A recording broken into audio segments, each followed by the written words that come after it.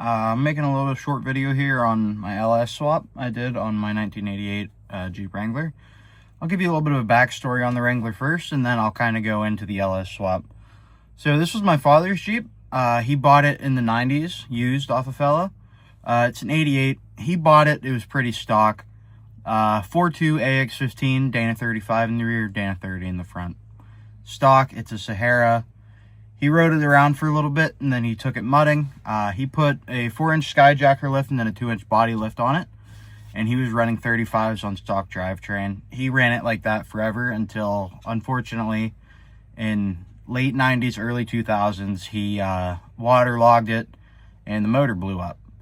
So he parked it, and the last year it was inspected was 02.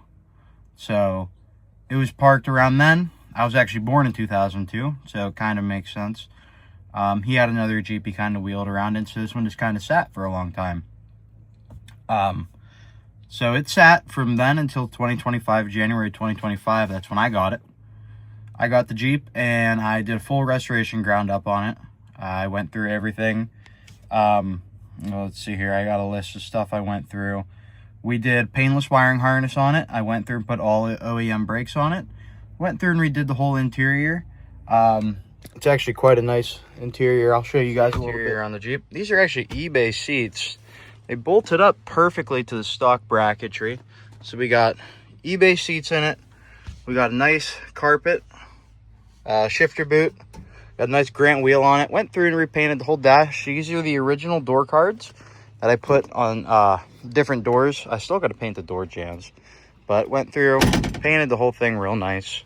It's got a Raptor liner on it because I don't plan on being easy on it. But the brand of the interior is Bedrug. All the carpentry and everything. Don't mind that. Still in the middle of the swap. But, you know, it's the same hardtop. Had to put new windows in it. This is the windows in the rear. You can see someone obviously shot them at some point.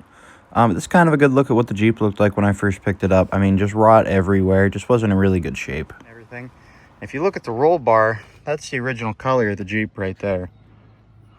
So that's the color this was. That's the color it is now.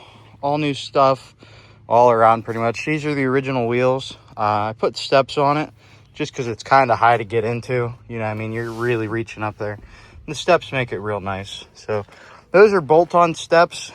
They were a little bit of a pain. All new fender flares all the way around. Brand new 35-inch tires. 12,000-pound Smitty-built winch up front. You know, just kind of a nice restoration is what the plan was. And I think it turned out pretty good.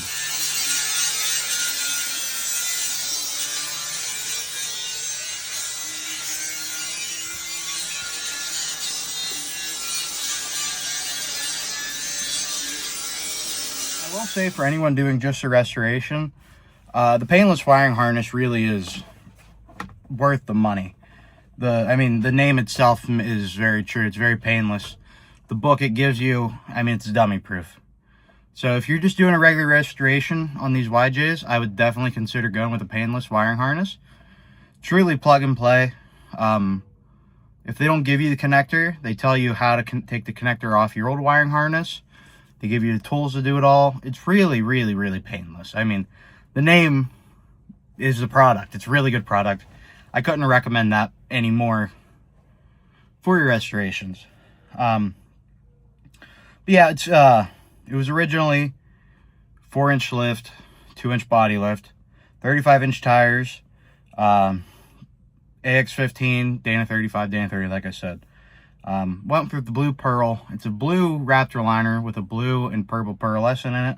It's really pretty in the sun. I really like it a lot. You know, I did all the body work. It took months just to do all the body work right. I'll throw some pictures in of what this thing really looked like, but I had to do floors. I mean, there was just so much rot and rust in this thing. It was ridiculous. But the 4.2, it was very simple. Put a Weber carb and a DUI HEI distributor on it. Sounds good. Sounds really good. Sounds really good. The 4.2 that was in this was actually blown. I mean, it's completely locked up. I found one on Marketplace for $200, drove down to Pittsburgh, picked it up, put a Weber carb on it, 3236 Weber carb, and then the DUI HEI distributor on it. It ran okay. You know, these things had 112 horsepower, stock, brand new, and maybe I was getting 100 out of this thing. You know, it was a used motor. It ran okay. And I was happy with it. You know, it was driving around fine. I had everything done on it. I was just going to, you know, putz it around town. It was nice to have that piece of family heritage back.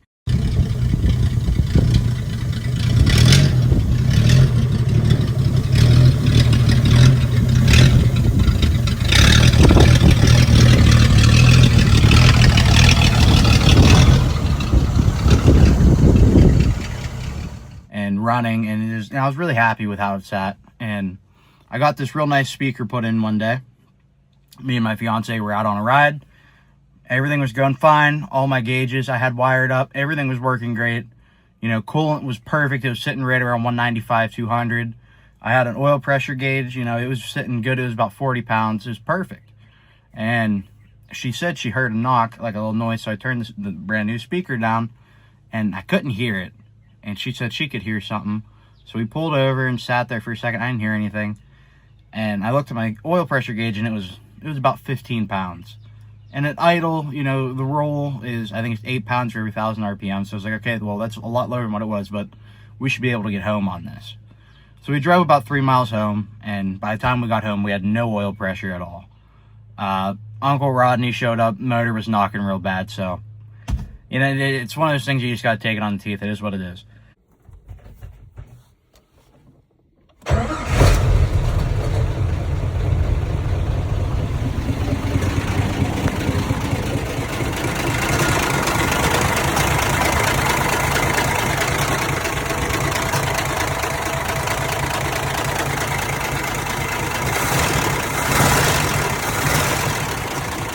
So I knew I had a few options there. The 4.2 had to come out. So I was either going to pull the 4.2, take it, get it rebuilt, put it back in, and keep it, you know, stock. Or, you know, forced upgrades. And I told myself going into this, if something ever broke, I'm going to go through and I'm going to upgrade it so we don't break again. So if, you know, an axle breaks, we'll put a bigger axle, and a rear end breaks, we'll put a bigger rear end in it. I wasn't really expecting the motor to blow up about a week after I finished. Like I said, I was done, you know. But lo and behold, a week after, probably a 5th test drive, motor blows up, whatever. So I knew I wanted to do an upgrade. I didn't know what upgrade I wanted to do yet. Started looking into it. I know a lot of people put the 4.0 heads on the 4.2, and I could have, you know, put forged internals, fuel injection, a cam, maybe even a turbo on the 4.2, 4.0, whatever. But I wouldn't have had the power and the simplicity that I wanted. I wanted something simple. I wanted something powerful. And I wanted something cool. You know, everyone wants a cool car. And this thing, it's pretty cool, don't get me wrong, stock, but, you know, to make anywhere near the power I'm making on this motor now, it would have cost well over $10,000, $15,000. And I'm not even close to how much I have into this total swap. Started looking into some swaps a lot of people do, and me and my father talked a lot because, you know, this was his Jeep, and he always said, you know, how he wanted to put a diesel in it. So I looked into the Ford BT Cummins, but it wasn't really something that I thought would be affordable at the time. It was just a lot of money to put a Ford BT or any sort of diesel into this. And so I started looking some more, and I found, you know, the LS swap. Everyone knows the LS swap. It's very common. Everyone does it and everything, you know. So I started looking around. I found advanced adapters, Novak adapters. I started comparing, and I noticed there wasn't a lot of content and, you know, short form, long form videos on actually doing these swaps. You know, there's some people out there that, you know, do like very broad swap details. You know, this is how you do it. You know, you need this, but no one really goes into the fine details on actually how to do these swaps and what actually goes into them, because there's a lot more than you would think that actually goes into this. You know, you're talking drive shaft angles, you're talking your length of your motor, transmission, do you have to move it around? You have to get a tranny cross member, your motor mounts, you know, if you're keeping the AX15 like I did, you got to make sure you have the right clutch, pressure plate, flywheel. I mean, there's so much stuff that goes into these, not a lot of people cover. So that's kind of why I'm doing this. So I started looking around, and before this, I didn't know a lot about LSs. You know, I knew about the 5.3, the 4.8, and the 6-liter that came in trucks, and that's about it. But I didn't know how many variations there were to the LS. You know, you've got the LS1, LS3, LS7, LSX, and there's so many different variations. You got iron block, aluminum block, whatever. So I did a bunch of research into it, and I found what I wanted. It was an all aluminum 5.3, because aluminum is lighter than iron. The 4.2 is iron, so the upgrade I'm getting is 2 more cylinders and about 100 pounds less weight on the front. Not bad. And I'm also tripling the horsepower at the same time, so I can't really complain there. So I did some research, and I found on Facebook, actually, a fella, he was selling an LH8, which only came in a 2008 and 9 Chevy Colorado special edition, and then a 2009 Hummer H3. It's an all aluminum top to bottom. It's got a weird oil pan on it, but the biggest thing I found is it didn't have the AFM and the DOD. If you don't know what that is, it's active fuel management, and I don't know what DOD stands for, but the active fuel management, it cuts your cylinders out when when you don't need them. So if you're just putzing around town, it cuts you down to basically like a V4 instead of a V8, and it gives you better fuel economy, whatever. But it puts a special cam in it, and the rollers and the lifters, and there's so much other stuff that goes into it, and I didn't want any of that. And the motor I found, the LH8, didn't have any of that stuff. Awesome. So that's what I wanted. I wanted an LH8. There's not a lot of them out there, and they're really hard to come by, and when you find them, people want serious money for them because it's all aluminum. It doesn't have any of the BS that you normally would have to deal with on these generation motors. So I found one, and I actually found one from a guy who's selling that and a Holley Terminator. And it was actually, to me, it was like a dream come true deal, because I had been doing some research into the easiest way to put this motor into a Jeep. And that brings me to the Holley Terminator. If you don't know what a Holley Terminator is, it is the best thing in the world. You plug all your sensors into the motor, you give the computer 12 volt keyed, 12 volt to the battery, and ground to the battery. You turn the key, the computer. My Holley Terminator. Down there I have my computer mounted. It's pretty, good. It kind of blends in right there. And then this is my digital gauge here. So you just turn the key on, that lights up. You can hear my fuel pump in the background. Then Terminator boots right up. And there's all your gauges. So you've got everything you could ever desire right here. You tap the screen. You've got all sorts of stuff on here. Let's see. You can tune it from here, monitor advanced features, wizards for your setup, everything. But it has -3. There we go. So it has everything you could ever imagine. It's got all your fan controls on here, your fuel pump controls, everything. And I'll start this up real quick for you guys just to show you. This is just awesome.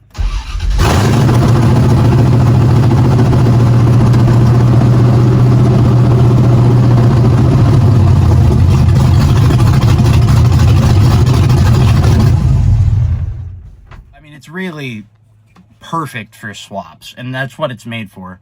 But it's just so nice. You plug everything in, you give the 2 wires, they're 3 wires, like I said, and it just works. You go through the setup wizard and everything, and that is exactly what I wanted on this swap. I didn't want to have to deal with taking a stock ECU and, trimming the wires out, depenning stuff, making sure everything's set correctly, chasing issues. I didn't want any of that. And whenever I go to tune it, I don't want to have to send the ECU off to someone, or, try and install an OBD2 port so I can plug into the ECU. I didn't want to do any of that. And also the ECUs come with issues. You might have a security issue, you might have to bypass. There's so many small issues that come with it. And the Terminator X was just perfect. It fixed all those issues, and I was able to plug it in, turn it on. Now, obviously, I could have kept, everything stock. I didn't do that. Another thing I did with the motor, I found a cam. It's a Elgin 1840 Sloppy Mechanics Stage 2 cam. It's awesome. It sounds really, really good. I put BTR springs on it, BTR push rods, BTR lifters, valve seals from BTR as well. I just did the whole heads package pretty much.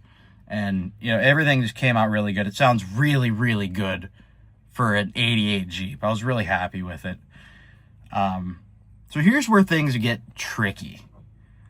I wanted to keep the 5-speed. I really like the 5-speed. I like the idea of a manual. You know, I'm going to do some off-roading on this. I don't think I'm going to be doing too much to where I would have to need an automatic so I could 2-foot it.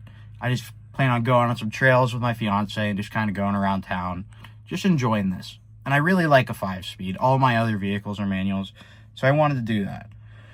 So I had to do a lot of research into that. And Advanced Adapters has some good help for this, but they don't do long-form content like this. You know, they give you the parts and they kind of give you a paper, and it's like not installation instructions. It's not really helpful. You know, you have the parts, but if you don't know where they go, you don't know where they go, and there's nothing out there to help you put it together. You can search the internet for hours like I did, and you're not going to find what you're looking for.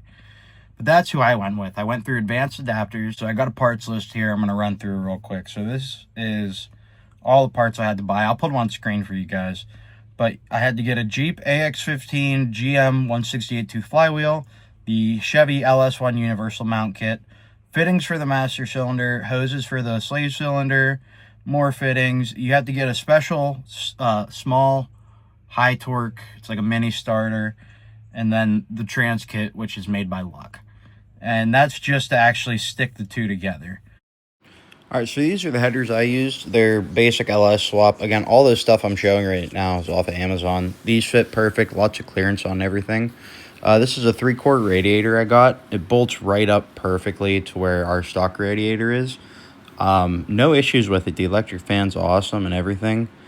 You know, common LS swap intake, bolts right up to the throttle body I use. No issues with that as well either. And then I've got my actual throttle body. This thing worked perfect for the Terminator. I had no issues with it. Sorry about the picture quality. I don't really know what I'm doing here. Inline fuel pump. There's a lot of different options for these. I just went with an inline fuel pump with a 58 PSI pressure regulator built into it. And then 6AN fuel line is what I used for all my fuel line connections, just so I had good connections that were going to hold up to the pressure. And then finally, I have our throttle cable. The stock throttle cable on the 88s don't work. Now, if you have like a injected 4.0, it might work. I'm not sure. And then this is a T-fitting for your steam port. It goes right into your heater hose line. It worked phenomenally. I have no issues with overheating or anything like that. And then this is just the hose I used for the steam port. It worked amazing. Again, no issues with it. Amazon stuff really came in clutch on this whole ordeal. Now, I will give you a secret. It's a lot of money. I'm not going to deny that. It's a lot of money, and you're going to spend a lot of money if you want to do this. However, go to Summit. Summit Racing has discounts. Advanced Adapters really doesn't. Even when there wasn't discounts, I looked and priced everything through Advanced Adapters, and then I priced Advanced Adapters parts on Summit Racing, and I saved about $400. One, free shipping. The shipping total was $300 to get them from Advanced Adapters. It was free from Summit Racing. When you're doing a swap like this, $300 can go a long way. So you want to save money where you can, so that's why I went with Summit. Their prices were also cheaper by like 2 or 3%. I don't know if that's because they move bigger volume or whatever it is, but Summit Racing, if you're going to buy Advanced Adapters parts, you're still supporting Advanced Adapters, you're still buying their parts, but you're getting a better discount. You're saving money. So putting that all together, I'll show you guys here. So let's go down underneath here and I'll show you. So this here is the bell housing adapter. Bolts right to the AX15. You know, there's really not a lot of clearance on this side because you've got your slave cylinder there, your exhaust collector there, and then over there is your starter. So there's really not a lot of clearance on that side, but they do it to where everything mounts up pretty stinking good. And you know, you have to cut out your old motor mounts and you have to weld new motor mounts in. Let's see if I can get down there. So you got to weld new motor mounts in, which isn't too bad if you've got a welder. If not, run out to Harbor Freight. That's what I did. I got myself a $120 Harbor Freight welder. Weld your new motor mounts in right where you want them. Bolt your motor up to it. There you go. Mating them actually isn't too bad. Advanced Adapters for the bell housing, it's honestly pretty straightforward like any other manual transmission. You know, you put your flywheel on, you put your pressure plate on, you get your line up tool, line everything up. Well, I'm sorry, you put your pilot bearing in first. But it's simple. It's the same as any other manual clutch, except it's all special lengths for the bell housing adapter. So you do all that's straightforward. For the actual bell housing adapter, there's a piece behind the transmission, or behind the bell housing, the piece with the cone on your output shaft. You have to change that out. Then you have to screw a little stud into the housing, and then you put your clutch fork on. It's really, really straightforward on that. Put the two together, or put the bell housing on your transmission, put the two together. That's really straightforward.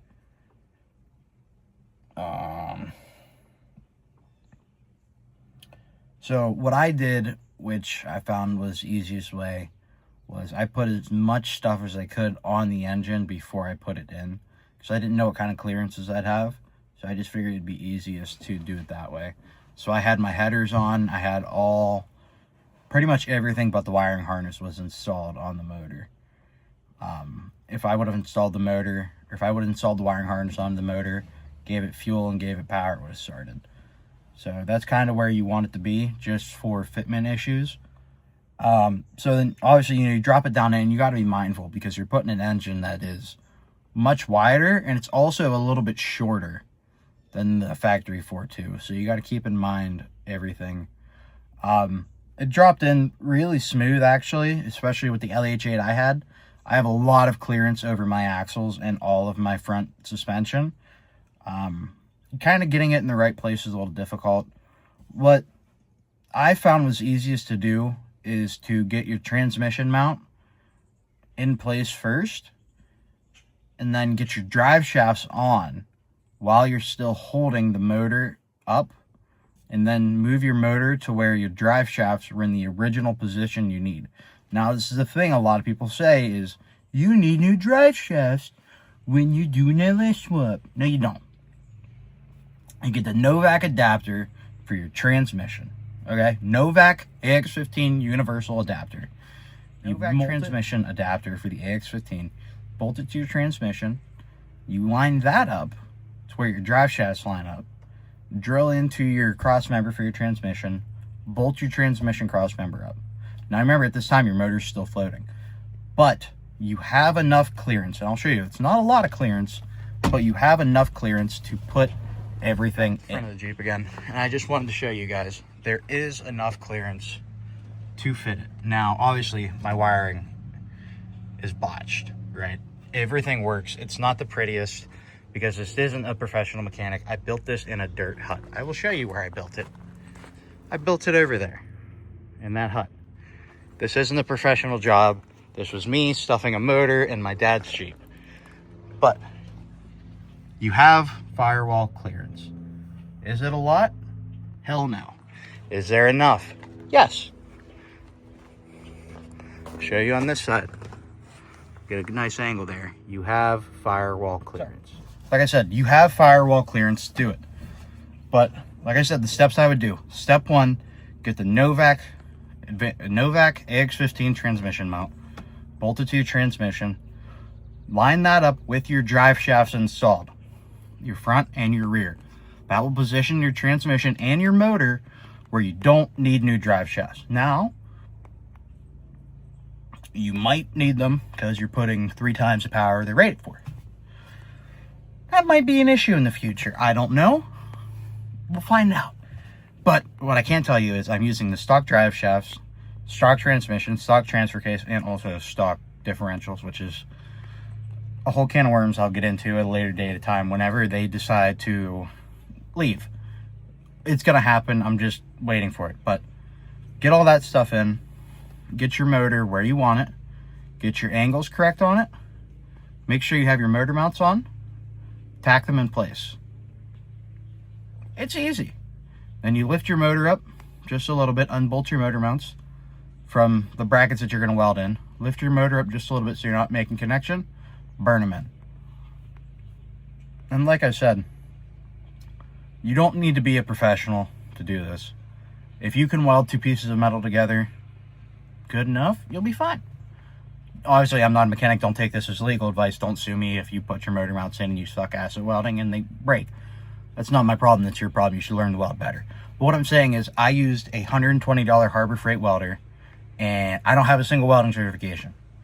And I turned the heat as high as I could. I turned the wire to about 75%, and I burn them in. And I can promise you they are not going to move.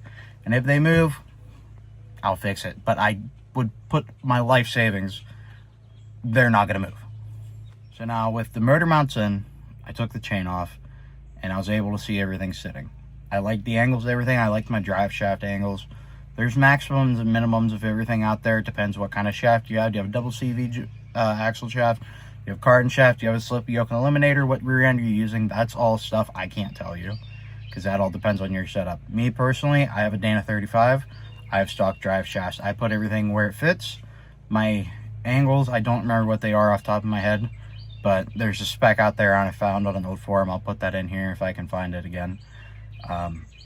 Everything looks fine. You know, I drove it around. There's no crazy vibrations. Nothing's binding. I'm just not going to hoon on it and try and do a burnout, and we'll see how long it lasts. But with everything in, I was able to move to my next step, which was fueling. Now you have a bunch of options on what you want to do. And this is where Amazon came perfectly. You look up on Amazon, LS Swap fuel pressure regulator. There's a bunch of options, and you can go with an in-tank, you can go with an external tank that you put in your back seat, you can go inline. There's so many options you can do. And the easiest one I found, what I used was an inline fuel pump with a 58 PSI Corvette style pressure regulator. Right here. What that is it's got a pump, you got a filter, and then in front of that you got a regulator. Regulates to 58 PSI. You have one line that runs to your motor, always regulated at 58 PSI. Then your return line off your regulator runs right back into the tank.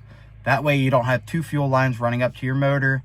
It's really, really nice. And this engine here was a deadhead system, so it was perfect.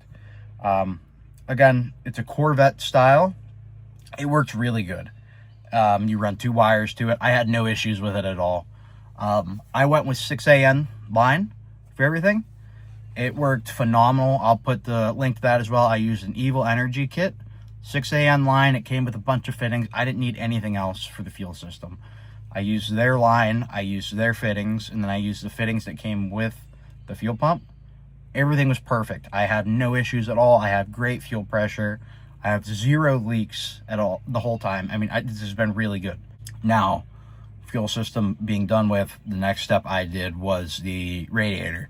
This is a lot of motor for a tiny Jeep.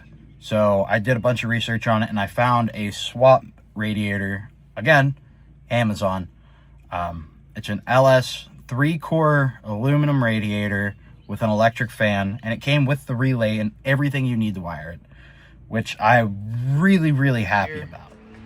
Is our radiator. Again, 3 cores, electric fans. I have the electric fans wired up to a relay here. The relay here runs over. What is it, 30 amp fuse, something, I don't know. I'm not an electrician. I'm just a guy. This runs down into our wire. And we've got signal wires here, and this is a ground switch coming into here, sends your signal. The ground switch comes from the Holley. That works phenomenal. Now, an issue I had with this was getting the correct radiator hoses. Obviously, you can look at this and go, what the hell is that? I'm still trying to find the right ones.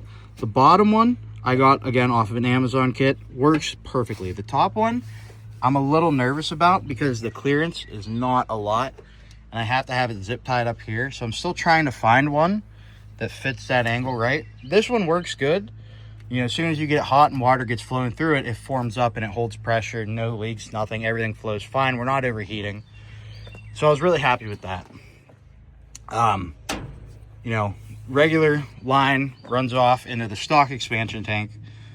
Didn't have to do a fancy schmancy expansion tank, nothing like that. Stock gauge or stock front accessories. I obviously no fan on there. Stock pulleys, everything. Stock alternator. Power steering just barely clears your steering shaft. I mean, I can get 2-3 fingers in there, maybe 2 fingers. You know, but it fits. You don't have to go get a fancy steering shaft, nothing like that. And then, like I said before, I used the painless wiring harness. So I took my exciter wire from the painless wiring harness, then I took my reading wire off the harness. I plugged both of these into here, and then again, you know, like I said, I did this in my backyard. I have my battery cable running here through a fuse all the way over to my battery to charge. This charges at 14.2 volts. I'm happy with it. It does its job. It's not dangerous. It does what I need. We've got Amazon intake. We'll get to this in a second. Amazon intake. Amazon 92 millimeter intake. Throttle body. Jesus, I'm sorry, guys. 92 millimeter throttle body. I believe this is a 36-inch throttle cable from Amazon as well. Again, Amazon is my best friend on this whole ordeal. You know, everything worked the way I wanted it to. I had no issues. Now we'll go to the Terminator side. So the Terminator needs what's called a manifold air temperature reading. And if you look, I have a stock truck intake. It does not have any ports for a manifold air temperature sensor. You have this one here, but to do that, I'd have to pull this out, and I had to try to seal that up properly, and I could cause vacuum leaks, and I didn't want to risk that. So I did some research, and all this is pretty much air intake air temperatures, but it's in the manifold. So you can put it here and it'll be fine. A lot of people put them here. They drill them, tap them, whatever. I didn't do that. I just cut a tiny hole in here and I just shoved it in the boot, and it seals perfectly fine. It's getting great readings. The Holley's extremely happy with everything. Again, you know, there's the cooling system, there's the charging system. And if you don't have the painless harness or you don't have your stock harness, all you need is that exciter wire. I believe it's a resistor or something. You run that to the alternator. The alternator's like, I got to charge. There you go. It's that simple. You don't have to go and freak out. None of this is hard. It's just time consuming and expensive. If you have a brain and you have more than 3 brain cells, you can figure it out. Like I said, I built this in a shed. But honestly, it's impossible. Tony Stark was able to build this in a cave with a box of scraps. It's not perfect. I don't care if you hate it. I don't care if you think it's still horrible. I love it. I'm happy with it. And that's where I'm at with it. So the harnesses, again, they were really easy to do. I had 2 standalone harnesses for the painless and then one for the Holley. Some things you have to integrate, like I said, with the alternator. Just take both your wiring books, lay them side by side, find what needs to be used, get a good voltmeter, figure it out. It's not that hard. Switched ignition was the only thing I actually had an issue with, was finding key switched ignition, because there wasn't a lot of wires on this that were key switched that held power when cranking. It's a big thing for this Holley, is it needs to have power when cranking so it can start. So that's kind of an issue I ran into. I was able to find a wire for the fuel injection, and obviously it wasn't fuel injected, but the painless harness had a fuel injection wire. Now, if you have stock harness, I'm no help. I don't know what you'll have to do. Good luck finding a wire for that. You know, everything else went really good. That Holley Terminator, I will say, everything I bought, I've been extremely happy with. Do your research, really take your time on everything. But, you know, the Terminator made startup super easy. Once I found an actual key hot wire that stayed hot during cranking, startup was simple. You know, you have your wideband O2 in there, you have all your sensors in there, you put everything in, you start it up, done. It tunes itself as you drive it. You know, you have to change your IAC a little bit, and then you have to do what's called a TPS auto set. That's a whole other ballpark of stuff where we really just focus on the LS swap here. But, you know, there's a lot of stuff you have to do with that. But the startup on this thing was like I doing the dishes. I mean, it was so easy. There was no issues at all with that. So, I mean, it's alive. You know, it runs great. I'm really happy with everything. The exhaust and everything will be here tomorrow for it. I still want to do some tuning on it because I feel like my O2 sensor is getting some fresh air because it's rated the collector. So my AFR is still a little bit off. But right now I have closed loop learning off and everything. It's running great when it's not trying to tune itself. There's a lot of things I still want to do to this. You know, an 8/8 in the future for the rear end. That 35 is not going to hold. I mean, that is a handheld grenade with the pin pulled, with a guy with Parkinson's holding it. You know, he's shaking and the grenade's excited to blow up. I mean, it is just a time bomb. The second I hit this gas pedal too hard, it's just in shambles. So obviously the plan is going to be probably re-gear when I do the 8.8 as well. Maybe do some little bit stronger drive shafts. You know, that's future stuff. Like I said, I'll wait till it breaks, and when it breaks, then I'll fix it. But until then, I'm just going to kind of enjoy this. I put a lot of time into this, so I'm really happy with how it turned out. Now, was the LS swap the cheapest option? Hell no. I don't care what anyone says, they are not cheap. Are they easy? If you do what I did, absolutely they are easy. It was so much easier than old style tuning. It was, I mean, truthfully, so easy. You buy all the parts I'm going to put here. You buy the terminator. You get the correct adapters. Everything just goes so smooth. Motor, transfer case, transmission, rear ends, everything. I mean, it's just so smooth. Would I have rebuilt it for 2? Absolutely not. You know, this Jeep's been in my family for over 30 years at this point. It came back to life. It killed the engine. I want it to live longer, and I wanted to do something that was future-proof, and EFI is future-proof. It's going to be louder, faster, and in my opinion, it's less complicated now. Because if there's ever an issue, I just look on my beautiful handheld little screen here, and it tells me what's wrong. You know, so I wouldn't change that. So, I mean, if you want an LS swap, I would say absolutely do it. It's not as scary as people think. Like I said, I said it before and I'll say it again. Advanced adapters, they really have everything you need. I put it at the beginning. If you go back, everything you need will be listed here. And I might do a little breakdown after this just to show every part I bought and what I used it for. But like I said, it really isn't that bad. Really, really worth it. And a big cam V8 and a Jeep just puts a smile on everybody's face.